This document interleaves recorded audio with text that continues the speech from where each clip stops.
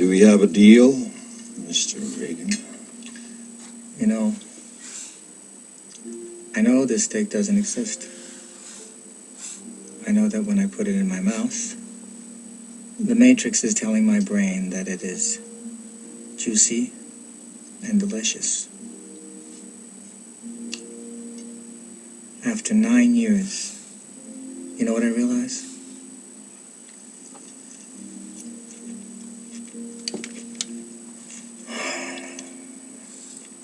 Ignorance is bliss. Then we have a deal. I don't want to remember nothing. Nothing. You understand? I don't want to be rich. You know, someone important. Like an actor. Whatever you want, Mr. Reagan.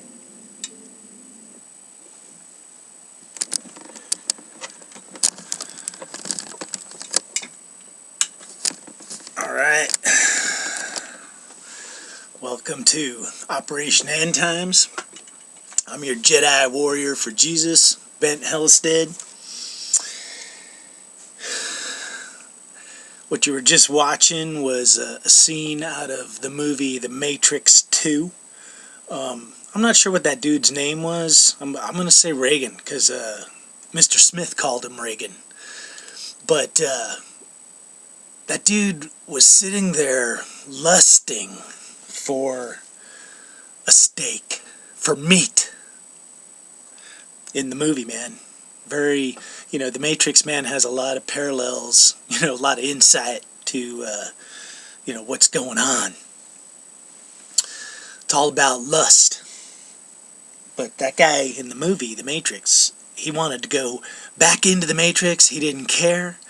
And he was like, oh, if you put me back in there, make me rich and famous. So he was building a box, a labyrinth around himself, a bubble, hedging in his own existence, you know, and he was okay with being deceived, because the reality was he would be in a cocoon, being sucked, being used as like a battery by robots, you know. At least that's what was going on in the movie. But, you know, if you're a first-time viewer, welcome to the channel. You know, today it's all about a winter wanderlust, you know. Across the country, you know, everybody's been experiencing all these winter storms.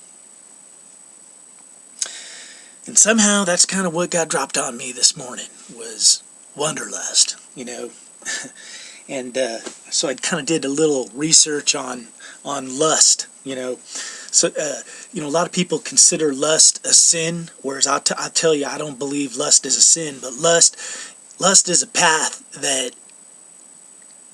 immediately detours into the shadows and the darkness, you know. So, you know, the straight and narrow for lust, you know, I couldn't even tell you what that is. But, you know, the Bible literally tells you that in James 1:15, it said, lust conceived, gave birth to sin. And then sin gave birth to death. So that is the nature of lust. And, you know, if you look up the definition of lust in the dictionary, you know, it means to crave. You know, when you crave something, that means you're making something a graven image. You know, to desire, longing, to covet, intense, unrestrained. You know, overwhelming desire, to relish, an inclination for pleasure, self-gratification, indulgent. You know, one of the, might be the first time you actually hear the word lust in the Bible is Exodus 15, verse 9. And it's at this crazy juncture in time where Jesus Christ is leading the children of Israel out of bondage. And, what's kind of crazy is Satan's right there, in the mix as the whole thing's going down. But in Exodus 15:9, basically they're at the field of Zoan. Zoan means departure, they're departing. And what happens is the Egyptians, and the Pharaoh are chasing after them with bows drawn. And Moses, pleads, cries out for help. And Jesus literally splits the Red Sea open. And the Israelites pass through, cross over. And then when the Egyptians see that the Red Sea has parted, the waters have, it's like this foamy, rising of the waters, troubled waters. But the Pharaoh looks at the path and he says, down, let's go across the Red Sea, and I will fulfill my lust. My soul will be fulfilled by killing all the Israelites. And as the Pharaoh and his army, rushed into the Red Sea, the waters closed in on them and killed them all. And they sunk like stones to the bottom of the Red Sea. You know what's amazing? I just read an article the other day. At the bottom of the Sea of Galilee is a huge pile of stones. Nobody knows what the heck's going on with that either. But, man, that's the first time you kind of hear about lust, where the enemy says, my lust will be satisfied. And who is that enemy? It's the enemy of God. So if you're fulfilling your lust, your will, your desire, then you're not walking with God. Because if you're walking with God, you're fulfilling His will and His desire for you. But, Exodus 15, it's the Red Sea. And my friends, in these amazing end times, that's the point that we're reaching, is the Red Sea moment, the moment of departure, And, the next time you read about or hear about lust in the Bible, you're in Psalms, and it's like Psalms 78. And I tell you what, that's like a crazy psalm, because it's talking about Moses and the Israelites singing about what happened at the Red Sea again, and all the wonderful works that God did, and He literally itemizes, because He's kind of upset. He's upset with the Israelites because out in the wilderness they messed up bad. And He's recounting like all the stuff He did for them, all the plagues that He did, and the miracles and the signs and the wonders. And yet, out in the wilderness, they lust. They lust for meat, of all things. And I tell you what, my friends, lusting for meat is way beyond just red meat, It has a connotation of just all things carnal, instead of spiritual. So I got a lot of brothers and sisters out there that are on the don't eat meat kick, and they might point to that verse. And whether you want to eat meat or not, that's a choice that you're going to have to make. And I'm going to talk about that because, you shouldn't lust for meat. You shouldn't lust for anything, That's the truth of it. But, what you can't do is connect the darkness you're associating with in the process and manufacturing of meat, the cruelty, and connect that dot to the end consumer, the person putting a piece of meat in their mouth, and condemn them and make them feel guilty. And, it doesn't work that way, because the overriding factor for a person when they put something in their mouth is their hunger. And when you're starving, you're literally lusting for food. Starvation is a form of lust. Yeah. And that's what kind of happened to the children of Israel out there in the wilderness. God gave them bread, and then they were like, how about some meat? So God gave them some meat, You know, God gave them meat. You know, for those that are say you can't eat meat, you know, but what got God really upset was just their attitude and what was in their hearts, you know, because they were doing it in a scornful, mocking way, tempting God. You know, and it's amazing, my friends, because, you know, Jesus himself, when he came down on this planet, he went out into the wilderness and faced the exact same temptation. He put himself through, he wanted to show and prove and you know, live the perfect life that none of us could. But he went through the exact same experience for 40 days out there where he didn't have any food to put in his mouth. And the devil said, you know what, if you're the Son of God, turn these rocks into bread. And Jesus said, thou shalt not tempt God. But that's what the children of Israel were doing out there. Is they were tempting God, they were being scornful, they were saying, you know what, how about making us a table and, you know, a big-ass tent and giving us some sandals and just, you know, not being respectful or appreciative of what God was doing for them, you know. And it upset. And in Psalms, it talks about God getting angry because they spoke out against him and he got wrathful with fire, you know. And fire is a spiritual judgment. And that may be what we're facing, my friends, you know. We may be on the brink, you know, of an event where the fire, spiritual judgment starts happening, you know, where darkness, people that are against God, the enemy, start feeling the heat. But what happened in Psalm 78 is it talks about Jesus taking down the rider on the horse, getting him in his backsides, his hind parts, you know. And when you look that up, the hind parts, it actually means my brother. My brother is evil, you know. So those that aren't walking with God, they are still our brothers. But, you know, it's the old Cain and Abel, you know, the Gemini, the twins, you know. But Psalms 78, you know, lusting for meat.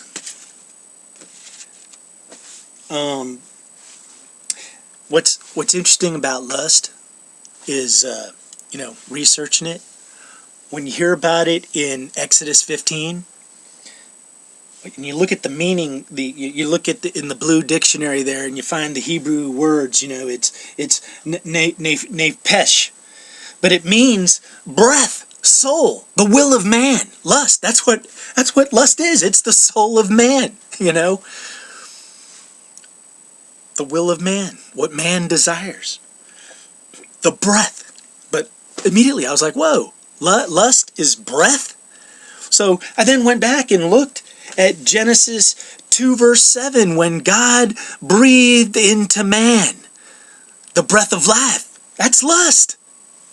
You know, it's the same word from the same root word of nepash, breath. And that comes from the root word, you know, when God breathed the breath of life, it comes from this other root word, nasham, which means to pant, like a dog, or like a woman in travail. So literally, as God breathed into the breath of life into man, it was like the breath of a woman panting in travail. And, you know, in Revelations, we hear about a woman in travail.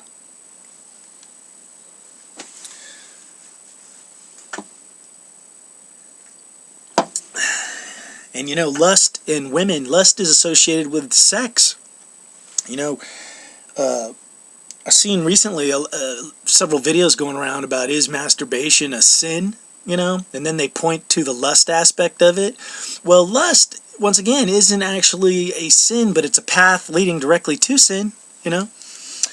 But what I will tell you, my friends, whether it's masturbation, heterosexual sex, homosexual sex, if you're lusting, it's all bad, you know. And sex leads you right down a dark path too, you know. Just like lust does. You know, sex, hex, vex. You know, that's what happened to Lot. You know, the next time we see lust, it's in, I think, Psalms 82. my notes.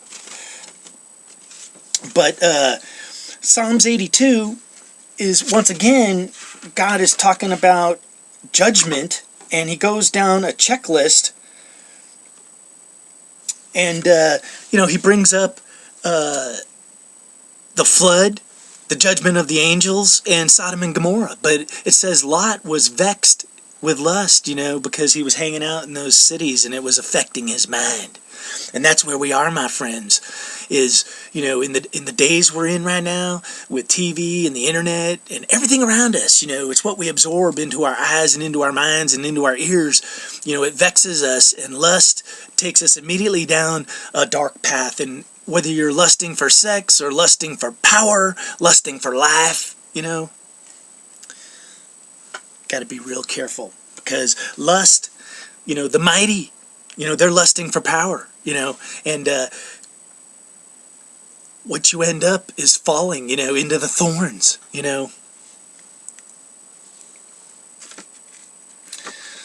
But Psalms 82 went down the checklist.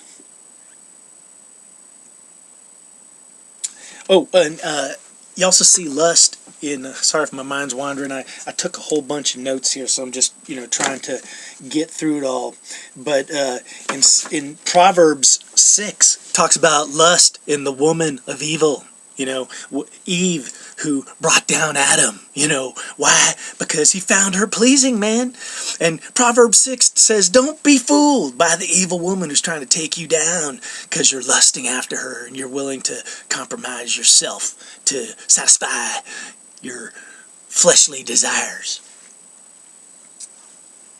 And what you will find, my friends, is as you proceed into the New Testament, that's where the fine line is drawn, where it's what you value and how you're operating.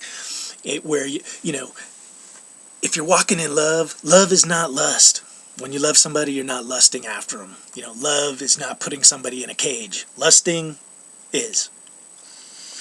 But as you get into the New Testament, there's this really bad side to lust. But in Romans 7 verses 7, there's one of these like super confusing verses where it talks about lust being like getting drunk on wine and getting mad. And what's amazing about that is that's actually back in Psalms 78, when it's talking about God taken down, hitting the backside, the hind parts of those that were speaking out against him. It talks about him being drunk with wine, like all of a sudden shouting out,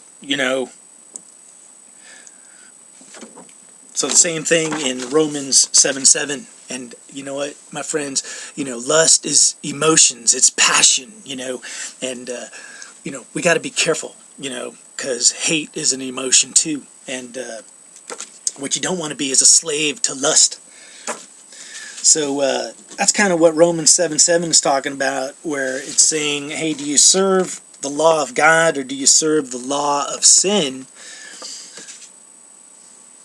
And, basically the law of sin, the 10 Commandments, you should be in compliance with that too. But, you could be in compliance with that, but you're still not in compliance with the law of God, because if you're walking around with lust in you, because the New Testament, it tells you, like, if you lust after the flesh, like if you lust and you're looking at the evil woman, or it tells you several times, don't look at women and let lust take over your mind, because you become possessed by the spirit of lust. 2 Peter 1 verse 4 says, through lust came corruption. And that's where we are as a planet. Corruption is from top to bottom, because mankind is lusting after his own desires and not desiring to follow God's will. And that's, once again, 2 Peter 2 goes through the list. If you lust after uncleanliness, it talks about, it's right out of these end times. It talks about false prophets, false teachers, and they're all lusting, the judgment of the angels, Noah and Sodom and Gomorrah. It talks about Balaam, the false prophet, who had the madness, with power, the drunkenness of the wine, and how the dumbass had to literally stop him from being killed.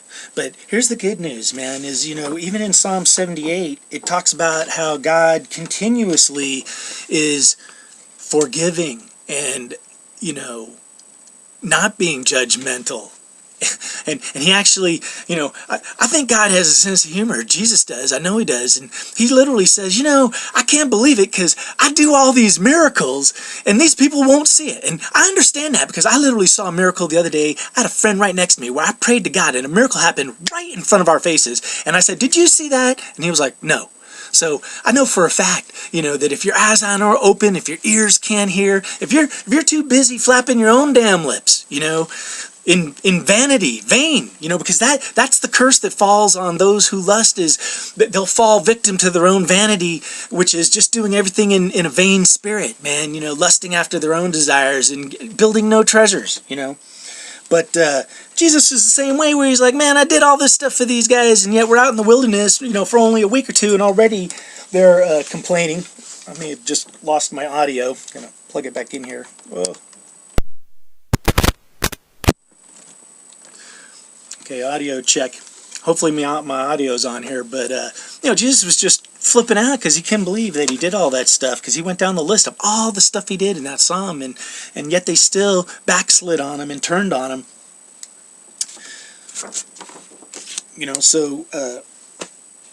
But what he said is, I forgave him again and again and again. But what Jesus, I think, is almost humorous, because he says, you could do a million miracles for these people, but he goes, when I actually kill some of them, destroy them, that's when they listen up and they come back to God. And he's like, why does it always have to come to that, where you have to actually face your own destruction before your eyes are opened up to the truth?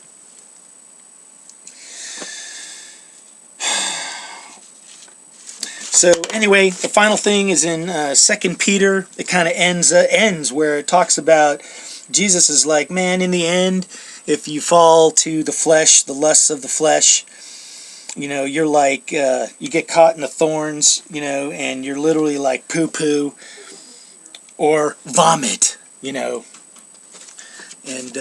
vomit, you like spew it forth. And even in Revelations, I was watching a video by one of the ones, and he was talking about being lukewarm, because he was showing the snake and the crooked path, and where Jesus says, I'd rather you be cold or hot rather than being lukewarm.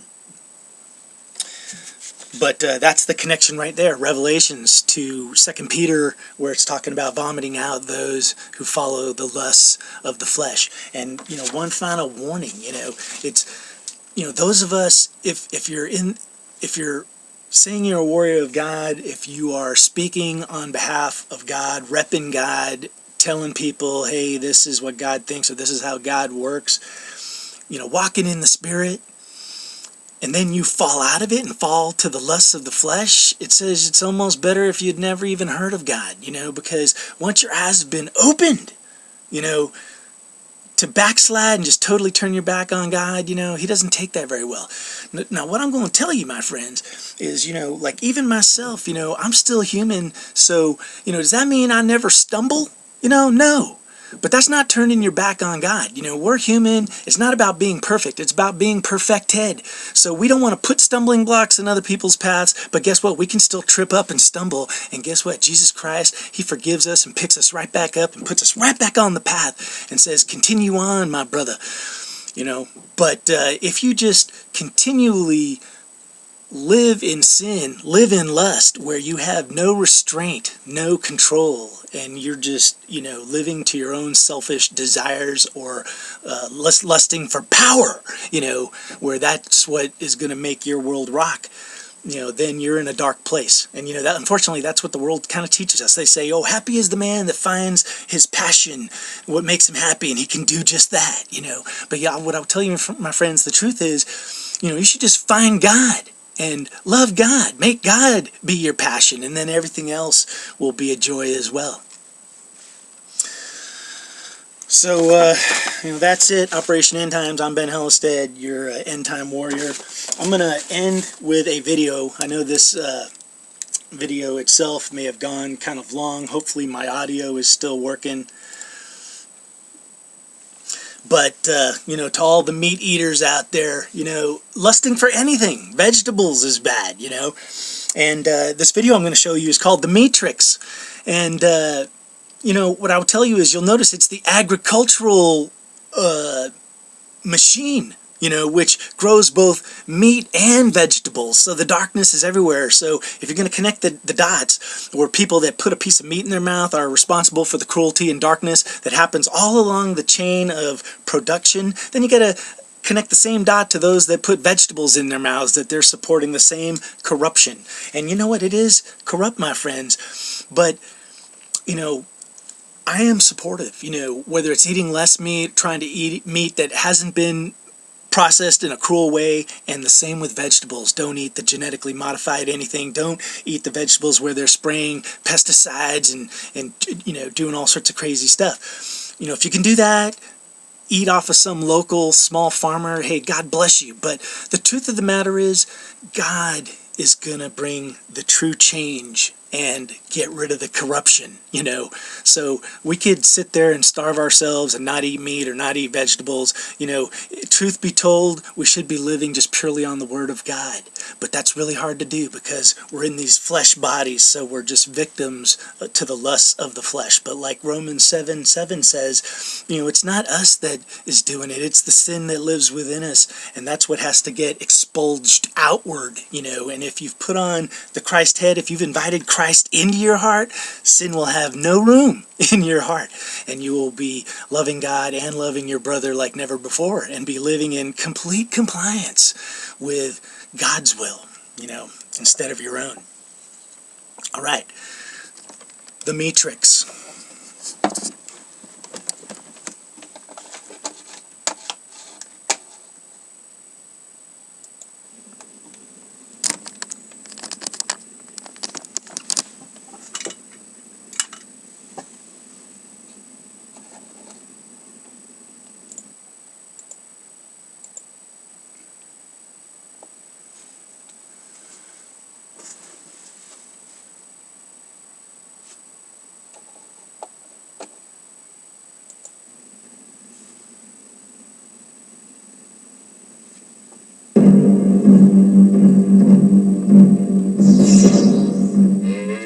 Here you go, Leo.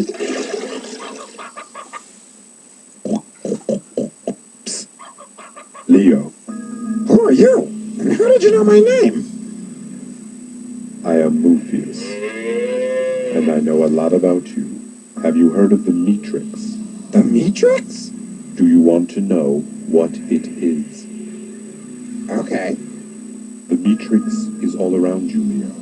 It is the story we tell ourselves about where meat and animal products come from. This family farm is a fantasy. Take the blue pill and stay here in the fantasy. Take the red pill and I'll show you the truth.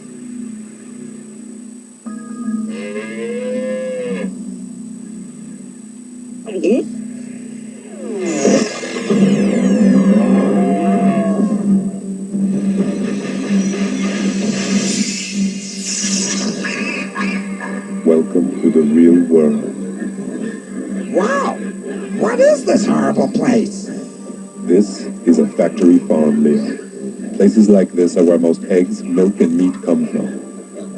How did this happen? I'll show you. In the mid-20th century, greedy agriculture corporations began modifying sustainable family farming to maximize their profits at great cost to both humans and animals. Factory farming was born. Animals are packed as closely together as possible. Most never see sunlight, touch ground, or get fresh air. Many can't even turn around. These cruel conditions cause fights and disease amongst the animals. To fix this, the corporate machine began systematic mutilations, practices such as debeaking chickens. And they started adding a constant dosage of antibiotics to their feed just to keep these poor wretches alive. This overuse of antibiotics breeds super strains of resistant disease-causing germs. Every day we get closer to an epidemic that cannot be stopped. Ew! What's that smell? 12 million pounds of excrement. This pollutes the air and groundwater. That's why communities near factory farms often suffer from high levels of related sicknesses. Well, it smells like shh. And what's more, factory farming corporations have been destroying communities and mistreating their workers for decades. Since 1950, over 2 million small hog farms have disappeared. If they continue at this rate, there'll be no real independent family farms left. That is the Meatrix, Leon. The lie we tell ourselves about where our food comes from. But it's not too late. There is a resistance. Count me in!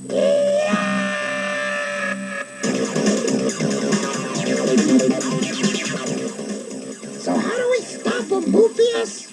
We are going to spread the word, but it's you, the consumer, who has the real power.